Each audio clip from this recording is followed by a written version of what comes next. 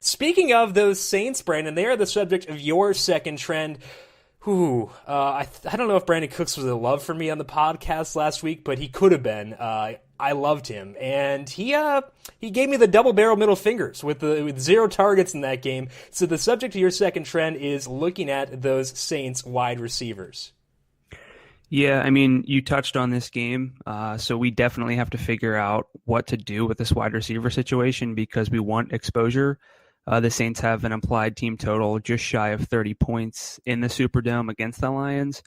Now, the Lions, they aren't the mess they were earlier in the year defensively when they were on pace to be the worst pass defense since 2000, according to numberFire's metrics. From week 7 on, they've ranked 13th by opponent-adjusted pass defense, according to our metrics. According to our DFS tools, they're 15th against wide receivers in terms of FanDuel points allowed. So it's kind of a neutral matchup right now. But they have played Sam Bradford twice, Brock Osweiler, Blake Bortles, Case Keenum, Carson Wentz recently. But this 53.5 point over-under in New Orleans, we definitely need some kind of exposure. I won't bring it up. We already know one of these 3 receivers between Brandon Cooks, Michael Thomas, and Willie Snead happened to get no targets last week. Thank you for being sensitive to my feelings. I appreciate it. But that player also he played 61% of the snaps last week, which is a bit misleading because the game snowballed in their favor. Willie Snead played 54% of the snaps, and Michael Thomas played 68%. Cooks has 75 targets this year. It's 84 for Michael Thomas and 70 for Willie Snead. So if you look at things on a per-game basis, Brandon Cooks is 3rd on the team, which is probably not what a lot of people expected this year entering the season.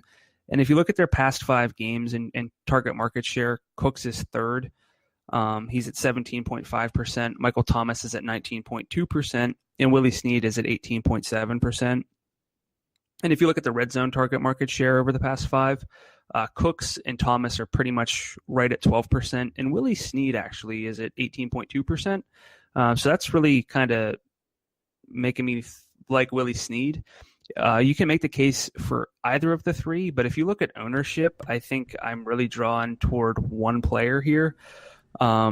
Cooks has been the most popular of the 3 in FanDuel's Sunday Million 4 times this season. Michael Thomas has been the most popular of the 3, also 4 times, and nearly 5. They were both just above 17%, and Cooks narrowly edged him there. But they definitely are the guys who are the most popular in the FanDuel tournaments, it's looking like. And Willie Snead has been the most popular just once. Back in week 2, he was 13.8%. And he's been higher than 4% owned in the Sunday Million on FanDuel just twice all year. I just said he's got that 18% red zone market share in his past 5. He's right up there with Michael Thomas in terms of target market share, and also Brandon Cooks is in the mix. But I'm kind of drawn toward Willie Snead. I think he's going to be the sneakiest of the 3 by far. I think some people might think that the Cooks gets that sort of a squeaky wheel, gets the grease kind of game, and Michael Thomas is playing really well right now. So for me, I like Willie Snead, and I don't like too much ownership for my wide receivers. So I think Snead is my favorite of the 3, maybe even for cash games, just because of the way that he's been getting the ball in the red zone.